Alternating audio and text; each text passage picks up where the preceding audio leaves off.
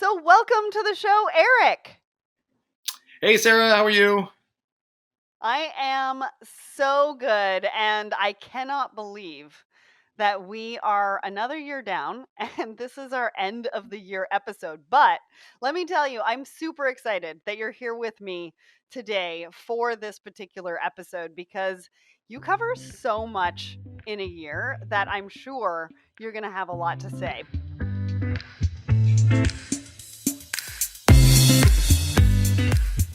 But before we do that, why don't you tell everybody who you are and what you do? Sure. So, primarily, I guess I am a reporter at the Journal of Commerce, which, of course, is a publication that covers global logistics, trade, shipping. I focus on technology. So, I'm really looking at all the logistics technology providers out there, the buyers of that technology, why they would buy, what trends they need to be aware of. So, that's kind of my day job. My other day job is being on Twitter a lot at LogTech Eric. My other day job is writing a weekly Substack column or newsletter. Just go to ericjohnson.substack.com. And then my other day job is hosting a monthly show on your network called LogTech Live, which is the first Friday of every month at 10 a.m. Eastern, if I have that timing right. So Yes, you do have that's that the most timing fun right. part. That's the most That's fun awesome. part. It is. And honestly, it's a fabulous show. It's sponsored by Chain.io. You have a lot of fun. And I know our team has a lot of fun. You talk about buzzwords, you do a dad joke, and really give everybody kind of an insight on what's kind of happened in the month before. And so that's why you're perfect for this episode. So, just like on last year's year in review show, I think we need to start with COVID. I can't believe we're still talking about this. Last year, I don't think any of us thought we would be in this position at this point in 2021. We've had more lockdowns, the Delta variant, issues with vaccinations, which I've highlighted particularly in the maritime space. So let me ask you, how do we embrace acceptance of the fact that COVID just isn't going anywhere?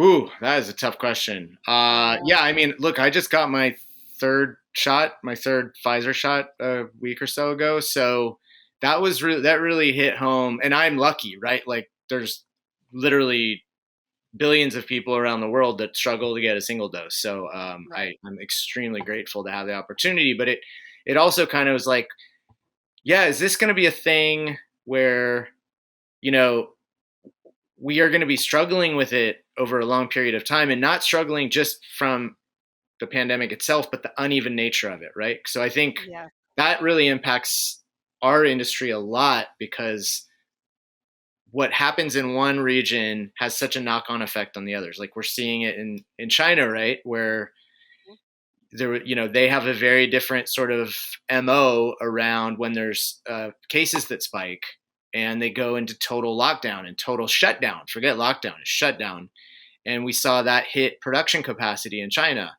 That has an impact on freight flows into other regions, right? So Yep. I think that's going to be the thing that is most difficult for our industry to grapple with is just the unevenness of this virus as it spreads and variants emerge and how different regions address it.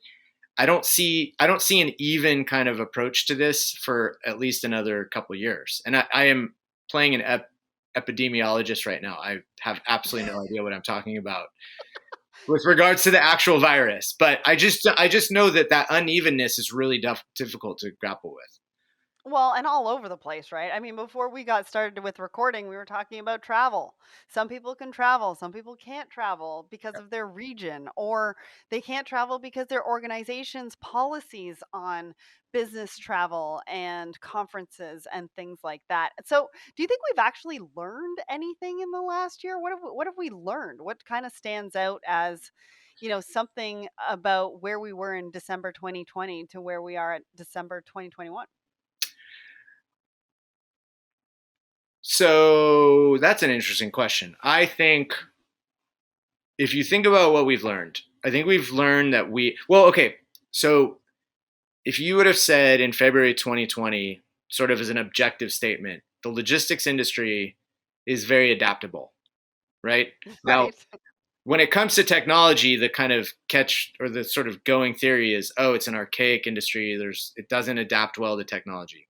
But if you think beyond technology, you would say, well, the industry really adapts well because basically every single day something comes up, right? Mhm. Whether it's a little small thing with one shipment or a big thing like a port closure or So something, true. or an Yeah. Iceland volcano erupting, right? So we are used to adapting. The operators in this industry are super used to adapting.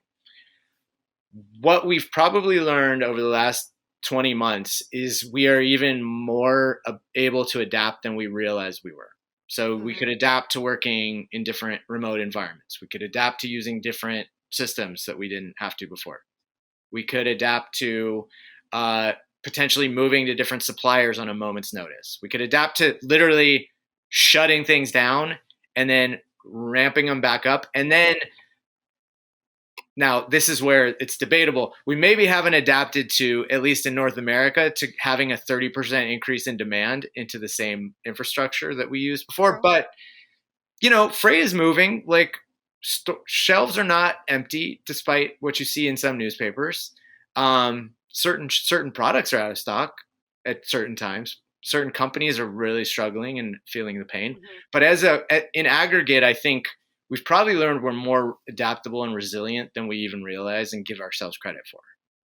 Well, and that's interesting because I literally just got off the phone with somebody that's in piping, right, in Canada, here in Canada. And what he was saying is that now his shippers or his suppliers are asking for unrealistic minimums. That's what they're up against. So the tidbits that he kind of gave me today was really not anything I have been hearing about. Like you've been hearing about freight rates goes up, and he was talking about freight rates going up. But what he was also talking about is that suppliers are putting in unrealistic minimums right now. And so I think the suppliers have also learned to use the machinery that they have and pivot onto different products. Mm. But that's creating a bit of an issue too, because they're pivoting onto products that actually make them more money rather than maybe like a plastic piping. And I think the other thing that we've learned is that everything is super connected. So I did a story the other day about an article that linked sawdust and the price of milk. And the reason for that is because farmers need to keep the cows comfortable in order to produce milk. And they buy sawdust to keep the cows comfortable. Well, when lumber goes up, the price of sawdust goes up, which means that the price of milk goes up. And that's all because of supply chain. And so I think the other thing that we've kind of learned is how everything is correlated and things keep popping up, right? As to how they're correlated to supply chain and how they affect us on a day-to-day basis. And that's been kind of fun. If you've watched anybody sort of the light bulb moment goes off and they're like, "Oh, really?" And I use that cow story all the time because it really puts that into perspective. So I like that. I like the fact that, we've been adaptable, but I think, also with technology, I mean, the amount of technology that has been implemented, I think, over the last 18 months is staggering, is it not? Yeah, I sort of have like, I have kind of a dubious sort of Okay. take on the uptake of technology over the last 2 years. I feel like, um, I hear on one side there's the providers say we've seen 200, 300, 400% growth over the pandemic.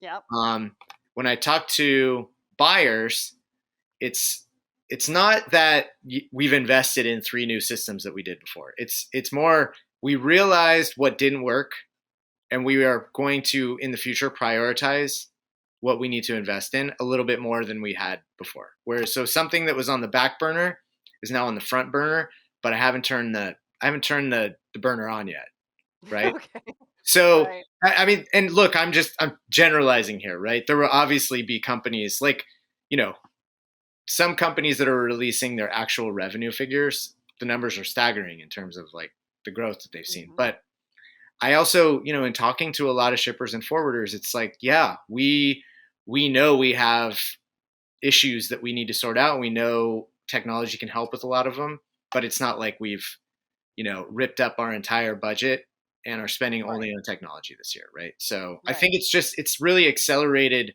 the understanding of what needs to be invested in rather than that digital, quote unquote, digital transformation that everyone was supposed to have undertaken by now. Well, and it's a step in the right direction. I mean, if For sure. everybody has taken the last 18 months to get at least a bit of their data house in order, I mean, what more can we ask for? Oh, Because that's huge. Look, I mean, I think we will look back at this period as a catalyst for sure. I just yeah, don't think it's all happened in the 2 years. I think what we'll yeah. see is over the next 5 years, we will have seen what these 2 years did at, in the next 3 to 5 years, I would say. Yeah, and I also think it's brought the importance of data, analytics, and predictiveness to the Mm. table, right? I mean, those are three huge words that I don't think that we've heard enough of in the last 18 months. And it's because, of the chaos that COVID kind of threw everybody in, especially with the increase in e-commerce, right? I mean, we saw like a 300% increase in e-commerce, and I'm quoting numbers from December 2020. I mean, I don't really know what those numbers Mm. look like in 2021 with people kind of getting back out there and going to events and stuff like that. And so I think we've also seen a flurry of acquisitions and mergers, right? And huge investments this year across the industry from companies like Walmart, Amazon. I think American Eagle just they have invested in two OSPs. logistics companies Yeah. Yeah. this year, right? So let's talk a little bit about that. I mean, from what I read from the American Eagle article is that retailers are now competing supply chain against supply chain. They're not even really thinking about product anymore. So, I mean, this is what people have been, at least people selling solutions in logistics and supply chain have been arguing this for a while, is that you compete on your supply chain, you don't compete on the Yeah, product, right? right. So, that if that's coming to fruition now, and the pandemic and e-commerce growth is what did it, then that's a really interesting thing to like legacy to look back on this period. Yeah, It's I think a lot of the because of the unusual nature of some of those acquisitions, like retailers buying their own 3PLs, um, Maersk buying and CMA CGM buying airplanes, and right. all those sort of what I would call exotic kind of acquisitions. Mhm. It's kind of obscured. There's been a ton of sort of more normal acquisition in the 3PL space, in the truckload space, truckload companies buying LTL carriers, um, LCL companies that traditionally catered to forwarders wanting to go direct, developing products to go direct to e-com shippers, right? So it's almost like everyone used to play in different rooms and they come together for dinner. This is a bad Right. analogy, but they play in No, different rooms and come together for dinner. Now it's just like one big room and everybody's playing in the same room and they may play with the same toy for part of the time. But there are literally no boundaries anymore. Like, the e-com thing, especially, LTL has gone crazy because so yeah. much of what's moving e-com is ends up going LTL, and especially things that people pre-COVID might have gone into the store to buy and now are Mhm. buying even more online, and that needs to be Yeah. shipped, um, and and so we've seen truckload massive truckload providers buying LTL, small regional LTL carriers too, right? And Yeah. everybody is really focused on what to do parcel, right? So, um, I don't know if the growth on e-com is sustainable, right? Like maybe we reach a plateau of growth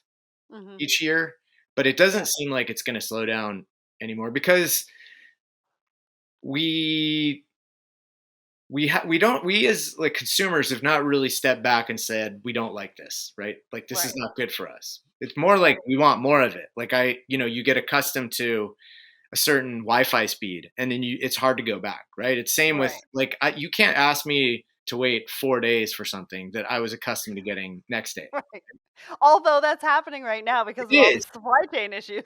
But there's But those are I extenuating circumstances, right? And so if yeah, we yeah. like return to some sort of normal baseline, the expectation will be, yeah, that shouldn't take 4 days anymore. It should take It's true. Monday. It's true. And I think, through COVID, we retrained ourselves on our buying habits, right? So for items that we would normally go to a store for and we couldn't go to the store, and I'm talking about all ages, right? Because the boomers are used to going to stores and buying their product in stores, and then they were forced to buy online. Groceries, all sorts of different products. And so our buying habits have completely changed. And I would say there's not going to be a lot that are going to go back to pre COVID buying habits, and that there's going to be a lot that are going to stay online. So even with people going back to events and things like that, there's still that income of what was spent in store, a lot of that income being that was spent in store going to be spent online. Yeah, it will. I don't, and I cannot pretend to know what this looks like, but it will be interesting to sort of see what the equilibrium of in store versus e-com is, because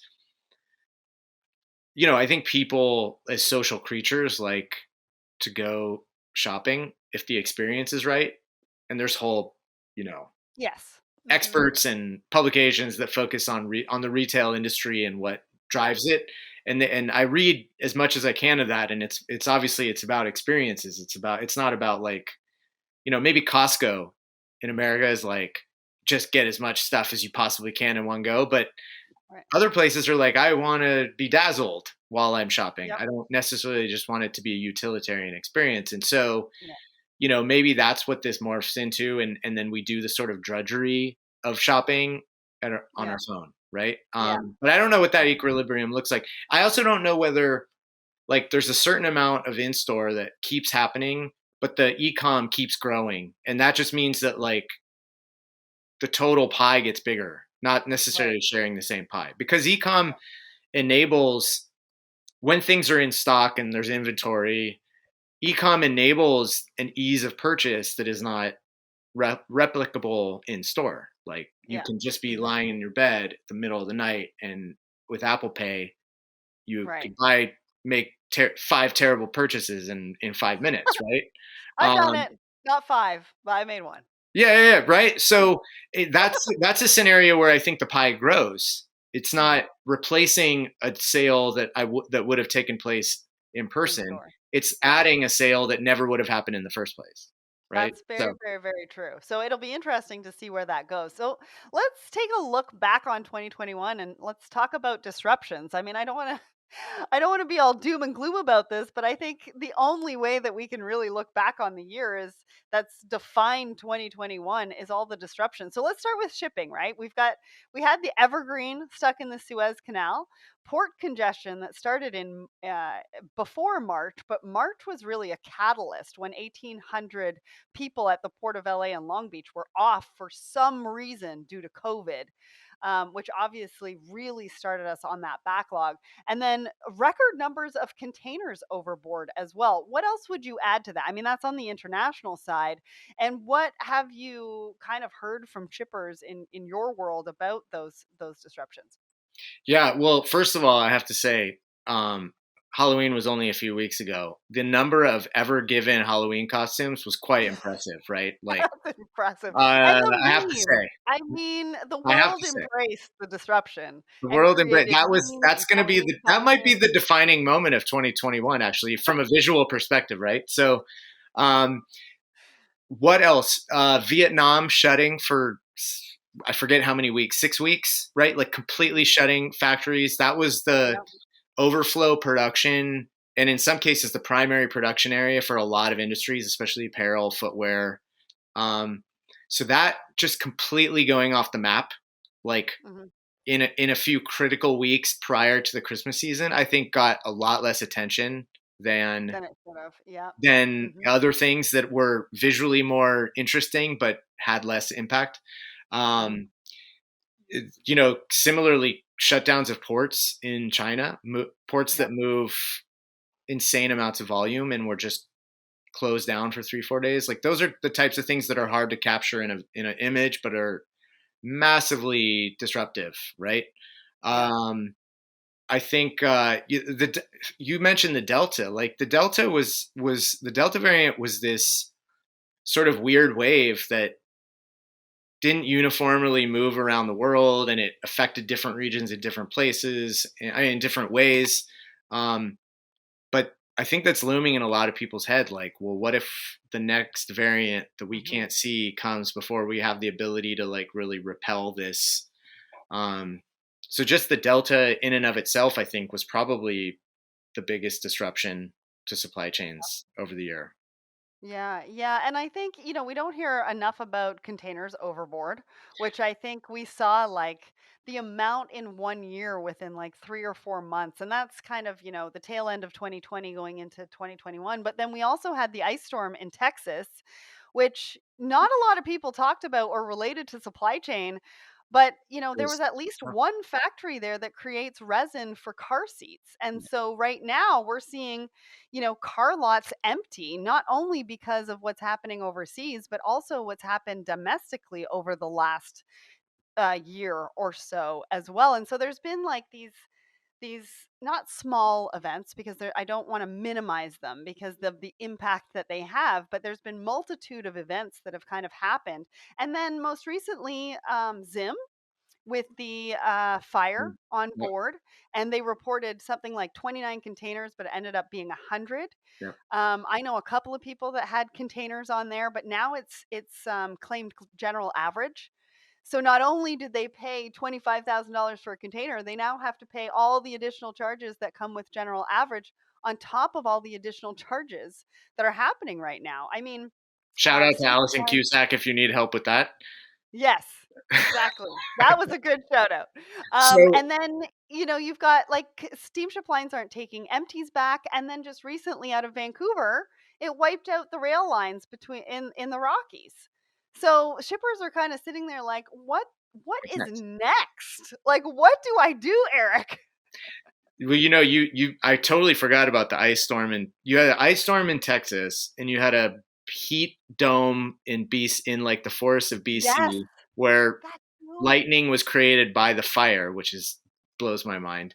Um, so you have that, and the overboard containers. I'm not a, and I don't pretend to be a specialist in kind of ship operations.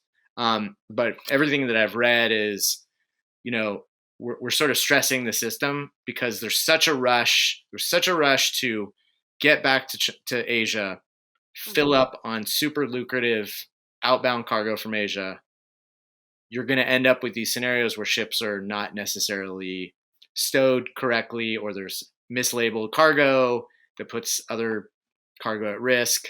Um, all of the slack in the system was basically taken up one way or another, right? I mean, I think Yep, it's true. we've reported somewhere in the neighborhood of 10 to 20% of kind of capacity in the system is being absorbed by congestion. Hmm. So that just means at a time of increased demand, you have capacity that literally is out there but can't be used, and that just Hmm. stresses the capacity that can be used at that given moment. So it's a it's a recipe for things on the periphery to go spectacularly wrong, essentially. Yeah. Yeah. Well, and it leads me to the mental health of people within the industry, and that also leads me to the seafarers. So one of the things that I do want to talk about, and that we have been, I don't know if you guys have been talking about it, but I've been talking about it with fellow industry folks, trying to talk about it more on like thoughts and coffee and things like that. I mean, if you think about it, there's 80 vessels out in the port of LA and Long Beach. They all have a crew on there that cannot go anywhere, that cannot do anything, that might not have connection to their home country or their families or things like that. And I think they are the glue to 90% of global trade. And I think we it I think mental health for, obviously shippers and people that are going through these disruptions on a day-to-day basis for organizations, but I think also around our seafarers, I think we need to talk. What's taught me this year is that we need to take care of our own. We need to talk more about mental health, and we need to talk about more of the human element of supply chain rather than when am I going to get my next product. Not being able to meet in person creates a sort of detachment It's human, true. like the human element, right? We That's aren't going to even be able to meet something. our fellow pencil pushers and keyboard warriors right now, much Yeah. less the people who are actually physically dealing with the cargo. On the seafarer thing, I want to be careful for us to not tie the extreme working conditions that they are going through to the pandemic, because this was a super rough, super emotionally destructive job, even in the best of times, right? Yeah, Right? pre-COVID, I absolutely. mean, this is a job Yeah. that requires you to sometimes be away from your home and family for like 9 to 11 months out of the year, right? Yeah. I mean, if you wanted, you could probably be gone every single day of the year. Um, Yeah. it's a pretty thankless job.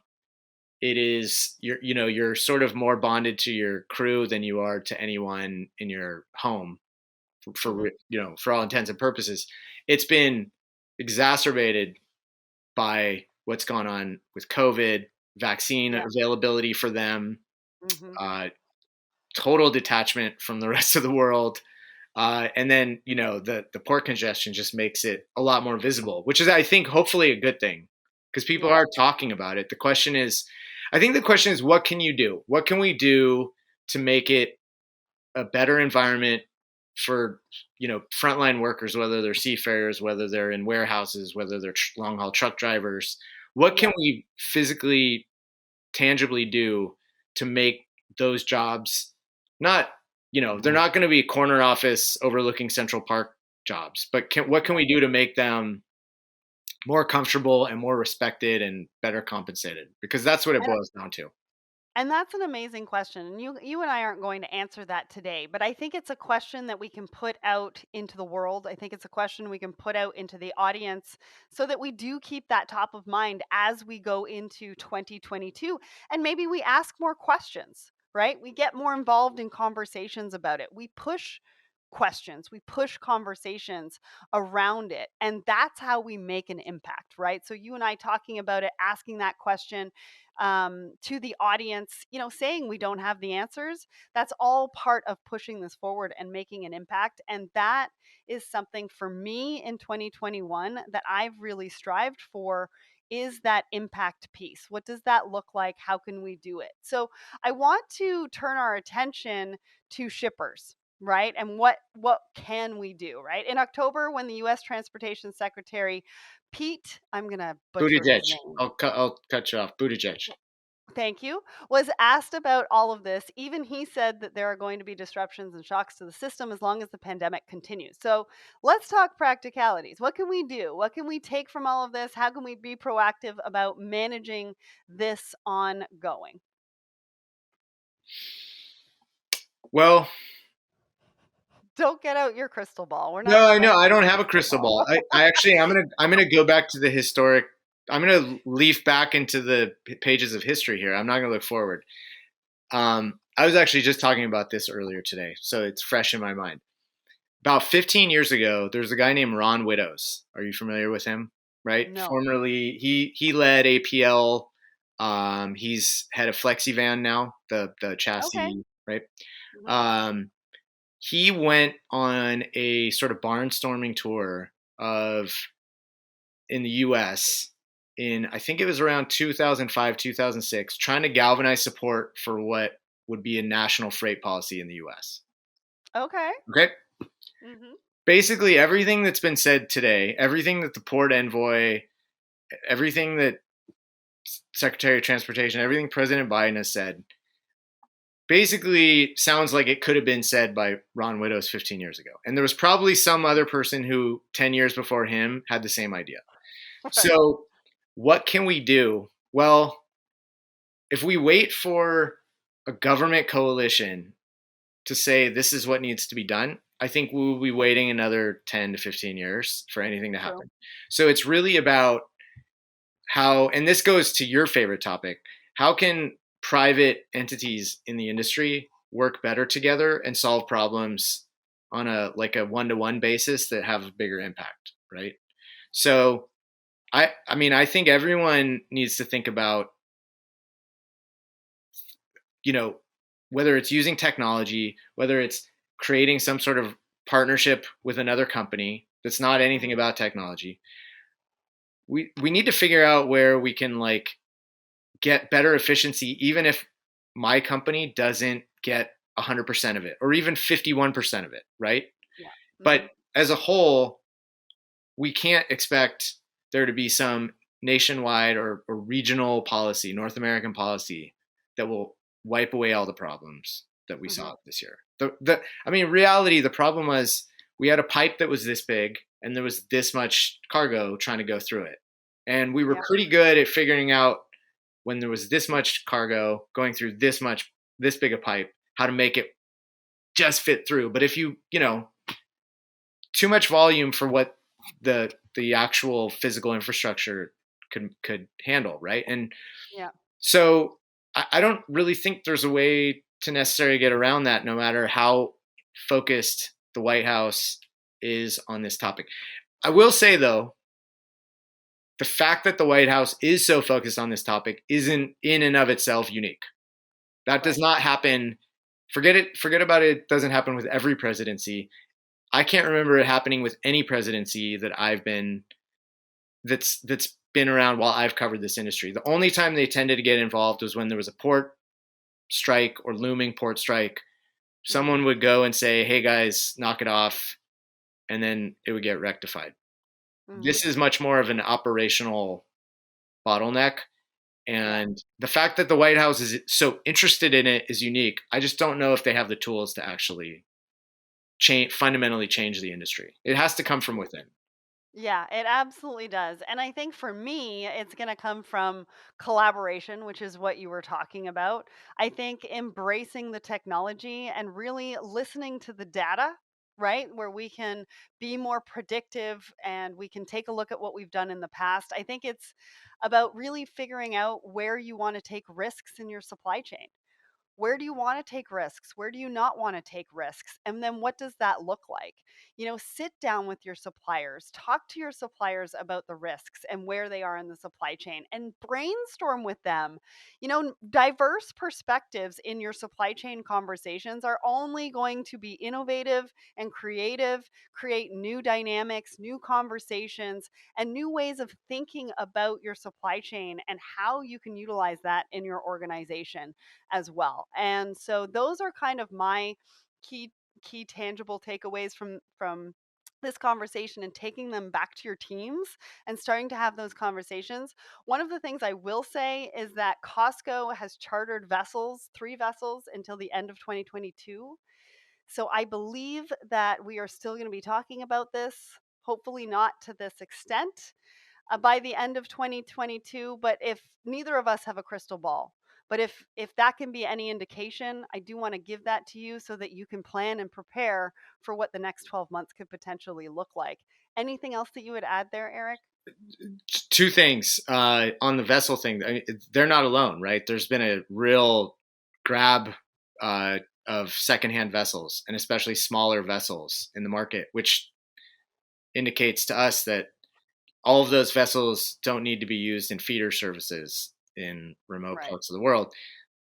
I think the carriers are, at least in the short term, seeing a need to augment what they can do on these kind of congested trades. So I agree. I mean, I hope. I think, again, I don't have a crystal ball. I think if we're still talking about this in the year-end show in 22, then we don't have really like a short-term transitory thing. As this is like kind of a new scenario for us, and we need to think about building infrastructure to match that. If it Hmm. is, then it's like, well, this was just a historic kind of one-off, and we likely won't see that kind of activity again. And we have better tech and processes in place to handle surges. So, and Well, the other thing I would add is, around your collaboration point and the point I was making earlier is this is an industry that, they no one will come out and say this, but it's the fact. It's an industry that loves to be fragmented, right? hmm We don't like to use it's no one wants to use one single provider for everything, and hmm if you get 100 people in a room, they all don't like to use the same provider, right? yeah, So there's an inclination toward fragmentation that is very hard to break. So if that's the reality, we need to figure out some framework where we get over the problems of fragmentation, because there are benefits to being diverse and not having all your eggs in one basket and one point of failure. But there's a lot of problems with it as well as in Mhm. aggregate. And so we need to figure out a way to get around that fragmentation while it's still there. Absolutely, and well said. And hopefully we'll have you back here for the next one next year so we can compare notes to what we've been talking about today. I want to end on a personal note. I mean, sometimes when you get to the end of a year, usually exhausted, it can be difficult to remember all of the projects you worked on, everything you actually achieved. So I want to share with you some of the huge things that happened for me in Let's Talk Supply Chain this year, and just to say thank you to everybody for all of your support in everything that we've rolled out and we've done this year. It's really meant a lot. So, we celebrated our third birthday of Let's Talk Supply Chain along with our 200th episode. We also launched Let's Talk Supply Chain Asia Pac as a franchise, and we're going to be looking at Let's Talk Supply Chain Europe in 2022. I launched my LinkedIn Live sustainability course, and it's got over 4,000 subscribers so far. We've had a year of Blended, which is the newest conversation in diversity and inclusion. And let me tell you, we've had some hard hitting topics, and the guests have been amazing, just really sharing authentically. And it's been a real learning experience, that one for me, because there's magic in bringing strangers together. And sharing authentically. And of course, we've got our new live shows. So, Topple, Eric Johnson with LogTech Live, of course, Abby Baird with Coming in Hot, and we've got a lot more new live shows coming at you in January, February, and even beyond that in 2022. So I'm super excited. I hope you guys are as well. And I think that Eric and I could really talk all day and probably all night too. I mean, we just don't schedule enough time for Eric and I to talk about all the world's problems. And we could talk about the ups and downs of yet another roller coaster year. But I always enjoy discussions like this because it's only in reflection and in hearing what others have to say that you can unpick the real insight and value in the experiences we've all had. When you're deep in it, it's hard to see the wood for the trees, but this show serves to remind us that there have been a lot of positives, a lot of exciting developments, lots to learn and dig into next year. I can't help but feel kind of excited actually because I know that there's so much good to come. So, a big thank you again to the wonderful Eric Johnson for joining me today. What a way to round out the year. Thank you, Sarah. If I can really quickly, I just wanted to salute you as well. I don't dole out compliments all that often, at least publicly. Um, what you do for the industry, I think, is really, to a certain extent, it's still not properly appreciated. And for selfishly, thank you so much for the opportunity to have a show on your network. It's been super fun and amazing to work with your team, but just amazing to watch what you've done and the community you've built in this market. So I have to sing your praises as well before we sign off. Oh, thank you. I feel like I'm gonna blush or cry or probably both.